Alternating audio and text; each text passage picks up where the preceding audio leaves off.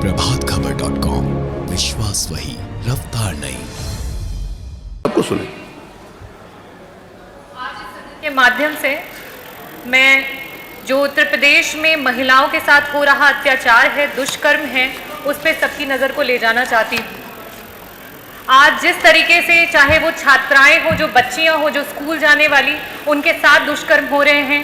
एक महिला जब अपने घर में है तो घर में घुस करके उसकी हत्या कर दी जाती है। आज एक छोटी बच्ची अगर वो खेल रही होती है तो उसका वहां से अपहरण कर लिया जाता है और उसके कुछ दिनों बाद उसकी लाश मिलती है। आज भारतीय जनता पार्टी की सरकार में जिस तरीके से शक्ति का रूप हमारी माताओं बहनों के साथ, हमारी बेटियों के साथ जिस तरह से दुष्कर्म हो रहे हैं, ये बहुत ही दर्दनाक है, बहुत ही दयनीय स्थिति है। और मैं इसके लिए आपको एक घटना जो है उसको बताना चाहूँगी। लखनऊ में सैरपुर निवासी एक बच्ची, एक छात्रा अपने स्कूल से लौट रही थी। उस दौरान गाड़ी से 4 युवक आए। उन्होंने एक पदार्थ सुंघा करके उसे बेहोश कर दिया और उसे लेकर के चले गए। 1 महीने तक उसे बंद करके रखा गया, उसके साथ दुष्कर्म किया गया। एक दिन अचानक से खिड़की खुली हुई थी, उसको मौका मिला और वो वहाँ से भाग करके निकल करके आई, अपने परिवार के पास पहुँची। बहुत ही बुरी स्थिति में थी वो। उसने जा करके जो सबसे नज़दीकी थाना था, मणियाव का थाना, वहाँ पर उसने अपनी कंप्लेन को लिखवाने की कोशिश की, लेकिन उसे किसी भी वहाँ के जो पुलिस प्रशासन और अधिकारी थे उन्होंने उसको नहीं लिखा और उन्हें बोल दिया कि आप सैरपुर के निवासी हैं, आप वहाँ पे जाइए। जब वहाँ पे भी वो गई तो उस बच्ची की वहाँ पे भी कंप्लेन को नहीं लिखा गया और वहाँ पे भी इसको बोला गया कि ये इस पे जांच करी जा रही है, आप सही बोल रही हैं, झूठ बोल रही हैं, ऐसी बातों को किया गया। और उसी के कुछ दिन बाद उस बच्ची का वो दुष्कर्म का वीडियो वायरल हुआ और जब वो वीडियो वायरल हुआ उसके बाद FIR को नोट किया गया। क्या यही है भाजपा की सरकार? आज हमारी बेटियों के साथ क्या हो रहा है?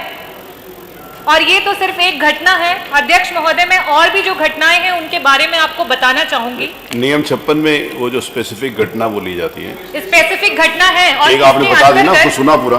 अध्यक्ष महोदय, ऐसी ही और भी बहुत सारी घटनाएं हैं, जैसे कि रामपुर थाने में 2 युवतियों को लेकर के उनका 13 लोगों ने सामूहिक बलात्कार किया है। साथ ही साथ अगर हम जनपद लखनऊ में कृष्णनगर थाने में देखें तो वहां पे एक युवती की हत्या कर दी गई है। देखिए, उसमें नियम 56 में एक स्पेसिफिक घटना की सूचना होती है। भाषण में आप जो मर्जी बोल दीजिएगा, वो आपको अवसर मिलेगा आप उसको कहने का। नियम 56 में आदरणीय अध्यक्ष जो मेरी बात सुनिए, आप उसकी जब तक सूचना नहीं होगी तब तक उत्तर क्या आएगा? सूचना के साथ ही उत्तर आएगा। मुश्किल से नहीं मिला, मेरे आसानी से मिला। मुश्किल तो पहले थी, आज तो आसानी से मिला। नहीं, आपका धन्यवाद, आपका बहुत बहुत धन्यवाद। अध्यक्ष जी, आज इस सदन के माध्यम से मैं यहाँ पे उपस्थित सभी को बताना चाहूंगी कि किस तरीके से ये अपराध बढ़ते चले जा रहे हैं। गोरखपुर रेलवे स्टेशन से 25 वर्षीय महिला का अपहरण करके उसके साथ गैंग रेप किया गया। थाना मऊ जनपद चित्रकूट में एक मोहल्ले में 4 वर्ष की बच्ची के साथ अपहरण करके दुष्कर्म किया गया। खागा कोतवाली जनपद फतेहपुर में 16 वर्ष की बच्ची का अपहरण किया गया। अगर हम देखें तो आज 10 सितंबर की बात है, थाना चौबेपुर जनपद कानपुर देहात के पास खेल रही 5 वर्ष की बच्ची का अपहरण करके उसके साथ दुष्कर्म किया गया। आज जनपद फतेहपुर में एक 15 वर्ष की बच्ची का अपहरण करके उसके साथ दुष्कर्म किया गया। जो एक स्पेसिफिक घटना, महंगाई जैसे गंभीर विषय सुन लेंगे ना, सूचना आ जाए जो नियम 56 में मुझे अपनी बात का ध्यान आकृष्ट करने के लिए मैं आपका आभार व्यक्त करती हूँ। आज पूरा देश और खासकर हमारा प्रदेश महंगाई के दंश से ग्रसित है। पूरे देश में लगभग हमारी जो महंगाई दर है वो 7.56% है और यूपी में इस देश की प्रतिशत से भी ऊपर 8.46% की महंगाई दर। मैं गृहिणी हूँ अध्यक्ष जी, और सबसे पहले सबसे ज़्यादा अगर असर महंगाई का कहीं पड़ा है तो रसोई में पड़ा। पूरी अर्थव्यवस्था घर की चरमरा चुकी है। मैं कुछ आंकड़े आपके सामने, किसी ने बहुत जरूरी बातचीत कर रही है तो लॉबी में जाकर कर ले प्लीज, यहाँ सुनने दीजिए। बताइए। 70 साल की सबसे ज्यादा महंगाई के दौर से ये देश और प्रदेश गुजर रहा है। आज अगर हम बात करें रसोई की, तो साग सब्जी की महंगाई 13.23% बढ़ी है। सरसों का तेल जो 80 रुपए में था वो 200 रुपए के पार चला गया। दूध जितने पदार्थ है, दही हो, छाछ हो, उन सब पर आज कई गुना दाम उनका भी बढ़ गया। सबसे ज्यादा मुश्किल पौष्टिक भोजन बनाकर एक गृहिणी को अपने परिवार को स्वस्थ रखने की सबसे बड़ी चुनौती आज के समय में। और जो सबसे बड़ी समस्या है, उज्ज्वला योजना इस भारतीय जनता पार्टी की सबसे बड़ी योजना लेकर आए थे 2019 में। उस वक्त गैस सिलेंडर के दाम 400 रुपए थे, उस पर सब्सिडी देने की भी बात कही थी। पर जैसे ही 2019 का चुनाव समाप्त हुआ, मुझे याद है बड़ी बड़ी मीटिंगों में भारतीय जनता पार्टी के वरिष्ठ नेता कहते थे कि ये योजना इसलिए लाई गई है ताकि जो वर्षों से महिलाएं चूल्हे पे खाना बना रही हैं और जो आंसू उनके निकल रहे हैं उनको पोंछने के लिए ये योजना लाई गई।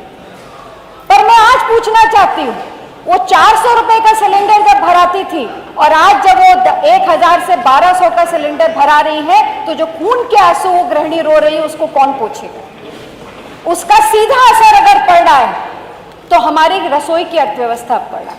आज महिलाएं जिन्होंने सिलेंडर लिए भी थे, एक आंकड़ा मैं आपके सामने रखना चाहती हूँ।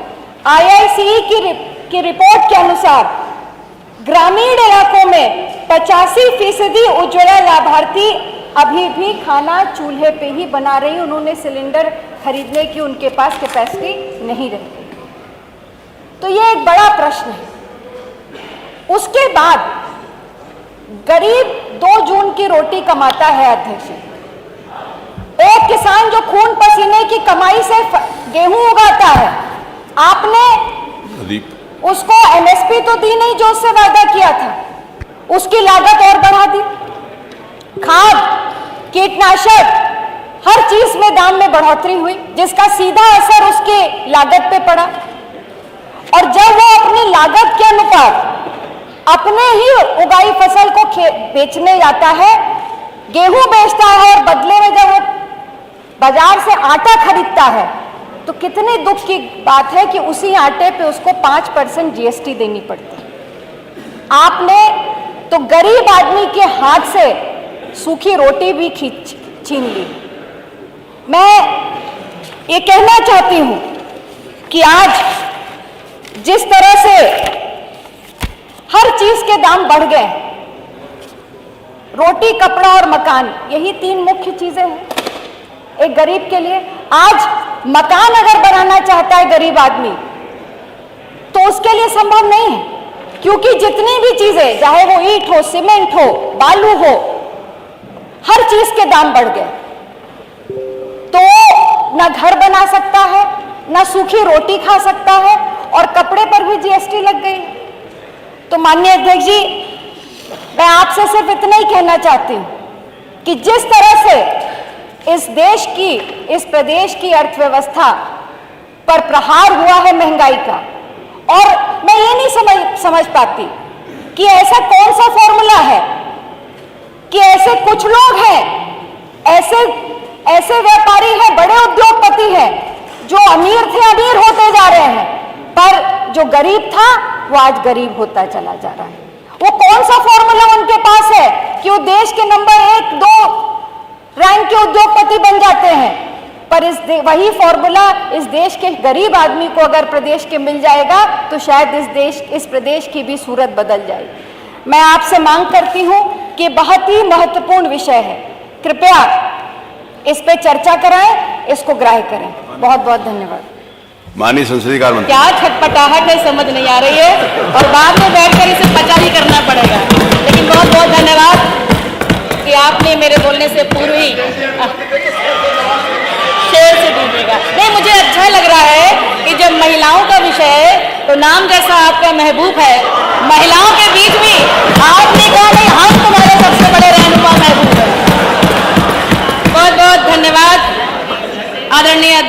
अध्यक्ष जी, जो आपने मुझे इस विषय पर बोलने का अवसर दिया।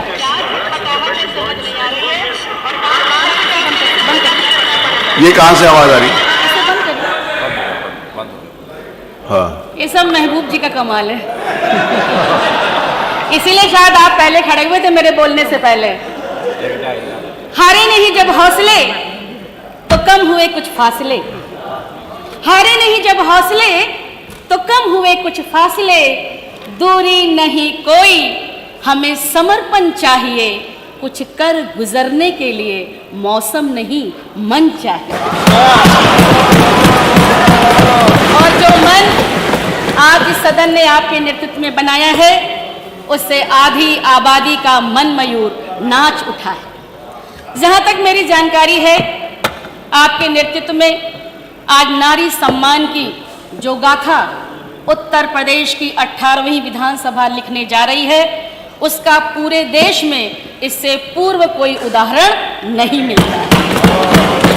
वैसे तो उत्तर प्रदेश ने माननीय मुख्यमंत्री श्री योगी आदित्यनाथ जी के नेतृत्व में बहुत सारे क्षेत्रों में नंबर 1 बनने के कीर्तिमान स्थापित किए, लेकिन आज महिला सशक्तिकरण और महिला विधायकों के लिए सम्मान में विशेष सत्र के आयोजन में नंबर 1 बनना पूरे देश में पहली बार घटित होने जा रहा है। यह बाकी प्रदेशों के लिए अनुकरणीय बनेगा और यहाँ से जो आज गूंज जाएगी, उसकी धमक बरसों बरस तक याद की जाएगी।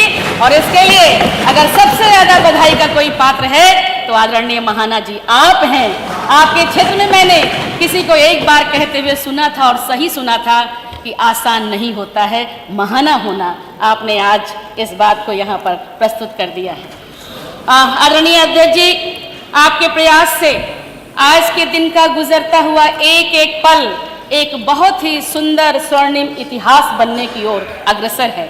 22 सितंबर 2022 का यह ऐतिहासिक दिवस माननीय अध्यक्ष जी, आपके माननीय मुख्यमंत्री श्री योगी आदित्यनाथ जी और माननीय नेता प्रतिपक्ष श्री अखिलेश यादव जी के साथ संपूर्ण सदन के सदस्यों की प्रदेश की आधी आबादी के प्रति सदास्यता के रूप में हमेशा इतिहास के पन्नों में दर्ज हो जाएगा। माननीय अध्यक्ष जी, आपने माननीय सदस्यों की बेहतरी के लिए नित नए अभिनव प्रयास किए हैं, चाहे अलग समूहों में बांटकर सदस्यों से चर्चा करना हो या उनके जन्मदिवस पर सदन में बधाई देना हो या ई विधानसभा लागू करना हो, सब कुछ अत्यंत प्रशंसनीय है।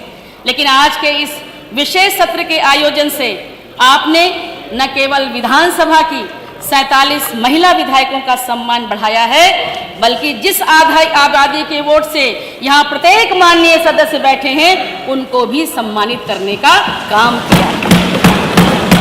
आज कोई महिला दिवस नहीं था कि महिलाओं के विषय में बात करना जरूरी हो, लेकिन फिर भी हम महिला सदस्यों के प्रति आपकी और पूरे सदन की संवेदनशीलता ने यह तय कर दिया है कि आगे चलकर यह यहीं समाप्त नहीं होगा। यह 22 सितंबर का दिन हर वर्ष महिला सशक्तिकरण के उन्नयन के रूप में भी जाना जाएगा। माननीय अध्यक्ष जी, एक दिन का सदन महिला शक्ति को नमन करके आपने हौसला बढ़ाया है। दूर दराज गांव में स्वास्थ्य की देखभाल कर रही आशा बहनों का आपने मान बढ़ाया है। प्रदेश की एनएम बहनों का आपने हिम्मत बढ़ाई है। आंगनबाड़ी सेविकाओं की आपने जोश भरा है। 33,000 बैंक सखियों में आपने सम्मान दिया है। ग्रामीण क्षेत्र में शिक्षा की अलग जगह रही शिक्षिकाओं को आपने संबल दिया है। स्वयं सहायता समूह की बहनों को आपने ऊर्जा प्रदान की है। डॉक्टर, वकील, पुलिस, गृहिणी बहनों को और आपने बल प्रदान किया है इस सचिवालय में काम करने वाली प्रत्येक महिला। भारत रत्न पूर्व प्रधानमंत्री श्रद्धेय अटल बिहारी वाजपेयी जी ने कहा था कि नारी कोई गुड़िया नहीं है जो सजती संवरती रहे, ना ही वो कोई जादुई परी है जो अपने रूप यौवन पर इठलाती फिरे। न उसके गर्भ में सृष्टि का बीज पलता है, वह सृजन की कारक है, उसकी बराबरी किसी से नहीं होती।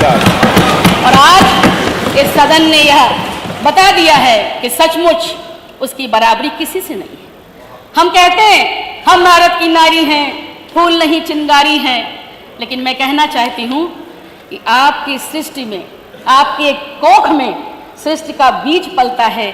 अगर आप चिंगारी हो गई तो ये दुनिया रहने लायक नहीं रह जाएगी। इसलिए ये नारा ठीक करना है, हम भारत की नारी हैं, फूल और चिंगारी हैं। जहां जरूरत होगी, जब कोई साथ ना दे, आवाज हमें देना, हम फूल ही सही, हम पत्थर भी उठाएंगे। और जहां जरूरत होगी वहां महारानी लक्ष्मीबाई की तरह, जो अपने 6 महीने के दूध मुहे बच्चे को अपनी पीठ पर बांधकर युद्ध भूमि में संचालन करती रही, शहीद हो गई, लेकिन कहती रही जीते जी अपनी झांसी अंग्रेजों को नहीं दूंगी। तो जहां फूल बनना है वहां फूल बनना है, जहां चिंगारी की जरूरत होगी वहां चिंगारी बनना है। ऐसे तो इस नारे को भी आज हम ठीक करेंगे, हम भारत की नारी हैं, फूल नहीं, फूल और चिंगारी। श्री जयशंकर प्रसाद जी ने अपनी कालजयी रचना कामायनी में लिखा था, इसीलिए लिखा था कि नारी तुम केवल श्रद्धा हो, विश्वास रजत नग पद तल में, पीयूष स्रोत सी बहा करो जीवन के सुंदर समतल में। भारतीय वाङ्मय में नारी के गौरव में अस्तित्व का उल्लेख है। वैदिक काल में स्त्री शास्त्रार्थ कर सकती थी, यज्ञ में भाग ले सकती थी, यहाँ तक कि उसे स्वयंवर भी करने का अधिकार था। प्राचीन भारत का प्रारंभिक इतिहास ऐसी महिलाओं से भरा पड़ा है जिन्होंने अपने दौर में न केवल शासन सत्ता की बागडोर संभाली, बल्कि देश समाज को समय समय पर एक नई दिशा देने का भी काम किया है। स्वतंत्रता संग्राम में भी नारियों ने बढ़ चढ़कर हिस्सा लिया। महारानी लक्ष्मीबाई, दुर्गा भाभी, बेगम हजरत महल, सरोजिनी नायडू, विजय लक्ष्मी पंडित, चित्तूर रानी चेन्नम्मा, सावित्री बाई फुले आदि का नाम स्वर्णिम अक्षरों में अंकित है।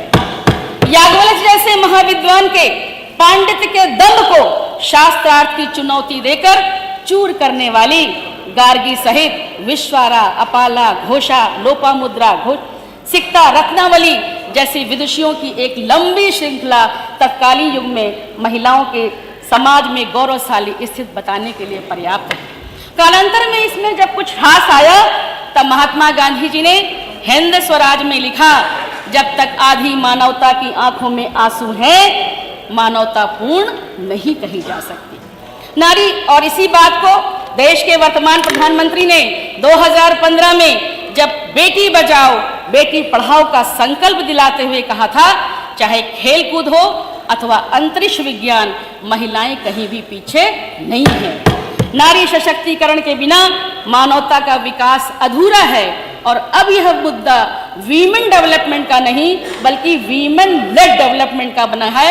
और आज प्रसन्नता हो रही होगी आदरणीय प्रधानमंत्री जी को भी कि उत्तर प्रदेश की विधानसभा ने आज यह कर दिखाने का काम किया है। महिला शक्ति है, सशक्त है, वो भारत की नारी है, न ज्यादा में न कम में, वह सब में बराबर की अधिकारी है। महिलाओं की सदी की सबसे बड़ी उज्ज्वला योजना के माध्यम से माननीय मोदी जी ने गांव गरीब परिवार की महिलाओं के आंसू पोंछने, उनके चेहरे पर मुस्कान लाने का जो अविस्मरणीय काम किया है वह निस्संदेह प्रशंसनीय है। और वो भी बिना किसी भेदभाव के। जब भी गैस के सिलेंडर बने आदरणीय महबूब जी, तो चाहे सीमा हो या सुल्ताना, राधा हो या रेहाना, सभी को मुफ्त में गैस कनेक्शन देने का काम आदरणीय प्रधानमंत्री जी ने किया। प्रभातखबर.com, विश्वास वही, रफ्तार नहीं।